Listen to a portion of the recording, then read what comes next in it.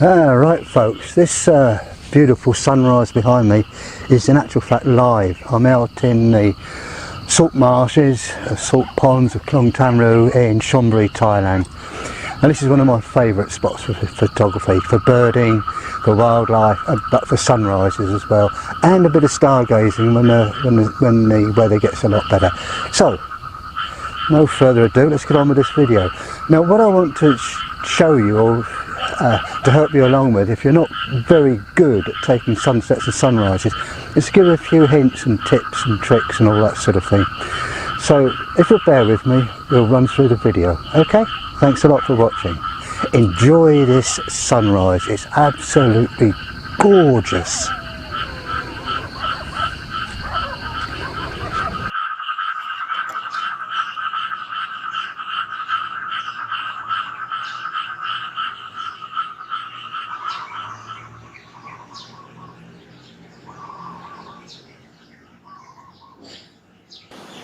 As you probably know, the smartphone has virtually replaced the point and shoot camera. The technology in the last couple of years has really shot through the roof, and you get some fantastic lenses and processors these days. So here's my setup.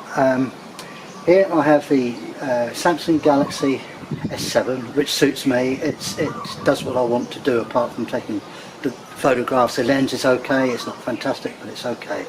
And I've got this mounted on a Joby GorillaPod with a ball head mount. Now this thing's a bit feeble really.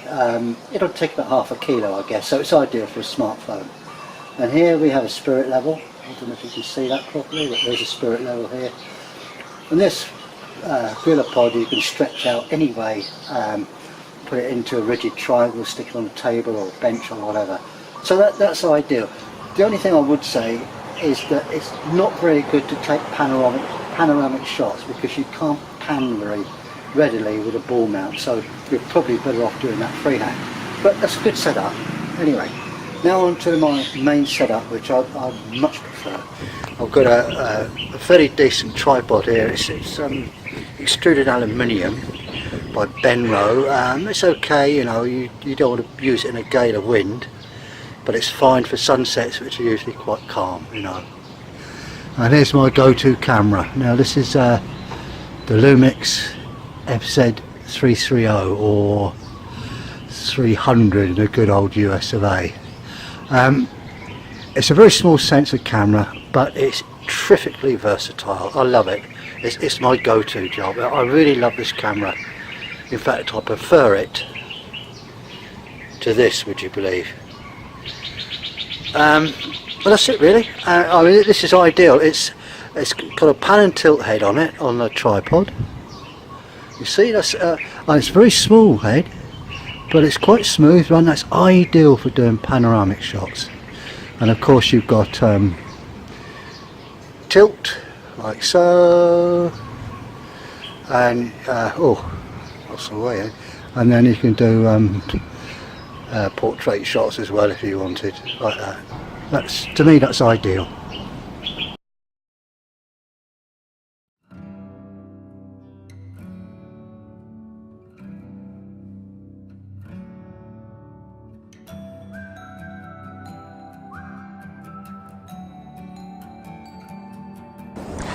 Now what's best, sunsets or sunrises? I think that's entirely up to you. If you are a night owl, sunset's probably better. If you're an early bird like me, probably the dawn is much better. I prefer the dawn. It's where I live here, it's clearer in the morning. There's far less noise, and there's no people around, or very, very few people around, which is great for me. Now if you're doing sunsets, there is some advantage, even though it's going to be noisier and more polluted with diesel fumes, and the heat of the earth is still going to be there. What that heat can do is give a terrific sort of mirage effect. If it's reflecting off of concrete, off sand, rocks and all that sort of thing, you get that sort of hazy wobble in your shot, and that can be great, you know, that can be fantastic. When taking stills, I usually keep the camera in aperture mode and you know, let the shutter speed sort itself out along with the ISO. Although I do limit the ISO if possible down to about 400 on the FZ300 because it gets noisy after that.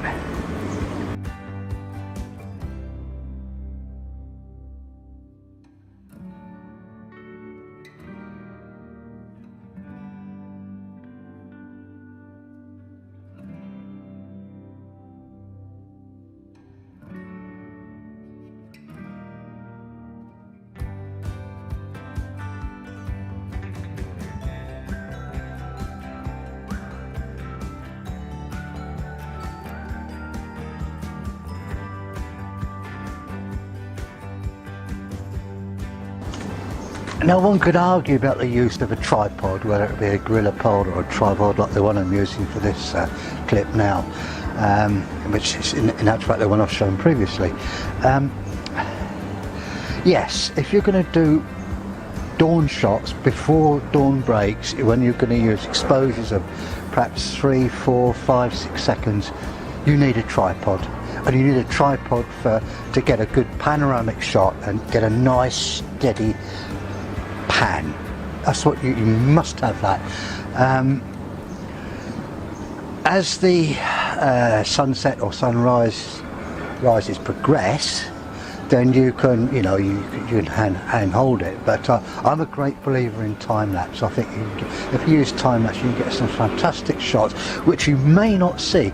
It's just that point where the sun pops over a cloud or hits the horizon or does something, comes behind a building. If you've got a time-lapse sequence going, you're continually taking photographs, so you'll get that shot. That's just my own thoughts on it all. Okay.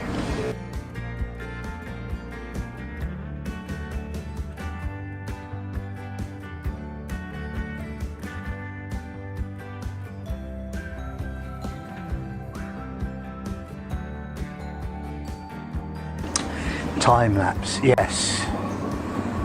As I just mentioned, time lapse to me is imperative. You can get some fantastic shots, and of course they make great little video clips. I mean, and you can mess around them with your camera or post-processing, video editing or whatever. You can really mess around with them, and you can go in reverse and coming back up again, reverse and coming back up again.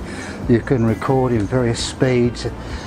I think this camera does from 1 second to 50 frames per second. 1 frame per second to 50 frames per second, which, virtually covers everything. You can really speed it up, you can slow it down, 25 frames per second is probably the ideal setting, I think so anyway. That's what your eyes are used to, that's what your video runs at. That's, to me, is ideal. Again, you need a tripod. If you set your camera to aperture mode, which I strongly recommend, and you're taking shots, say pre-dawn or just as dawn's breaking, then you really need a tripod, because you're taking shots maybe 5, 6, 10 seconds long, even in time lapse.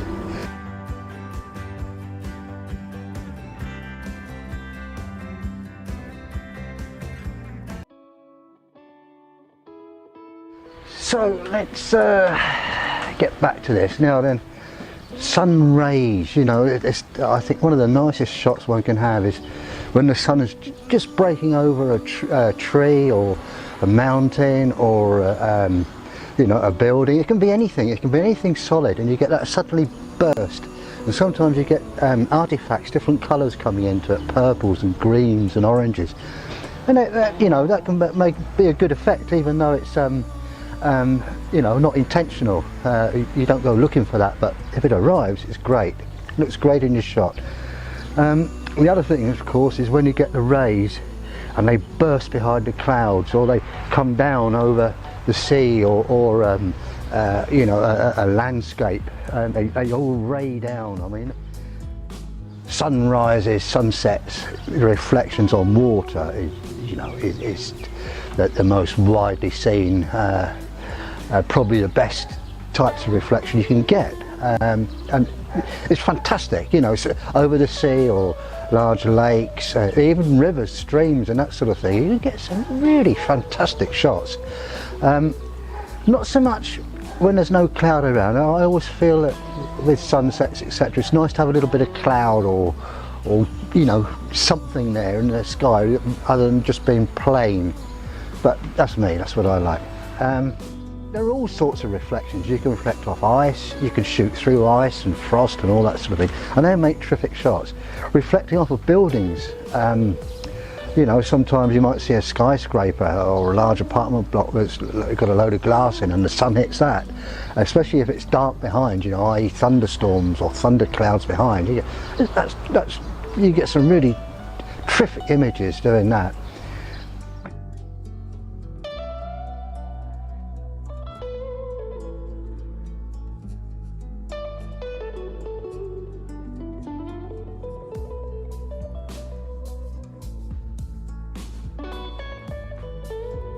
And the other thing, of course, is, you know, simple little things that you might get accidentally. I mean, I drive out on the sticks of my pickup, and sometimes the wing mirror catches the sunrise. And that's another thing to use. You know, you might get 2 or 3 different reflections, one off the wing mirror, one off the side glass of your pickup. You know, it's all sorts of different permutations and things. And of course, the other thing that we mustn't forget is the reflection on the full moon. Now, as the sun, there is one time every 28 days or whatever it is, you know, when you get the full moon, when the sun actually sets and the moon's rising, and you can catch the moon blood red. And if you catch that over some buildings or mountains or breaking between trees, terrific shots. Okay.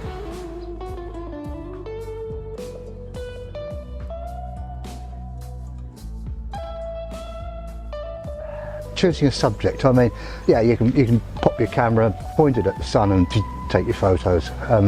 That's okay. But industrial scenes are great. You know, electric pylons, old derelict buildings, and all that sort of gantries with the sun coming through. They make terrific shots. We mustn't discard that. There's, you know, shooting through trees, getting through the branches and all that sort of thing. It's all that. Just keep looking, and think, ooh, I like that, I like this, I like that, and try it all out. Okay? Now remember, folks, never stare directly at the sun. It's okay, perhaps a little bit after sunrise, a little bit before sunset, but never as the sun's high in the sky. You will damage your eyes beyond repair. Okay? Enjoy your photography. Thanks for watching. Bye.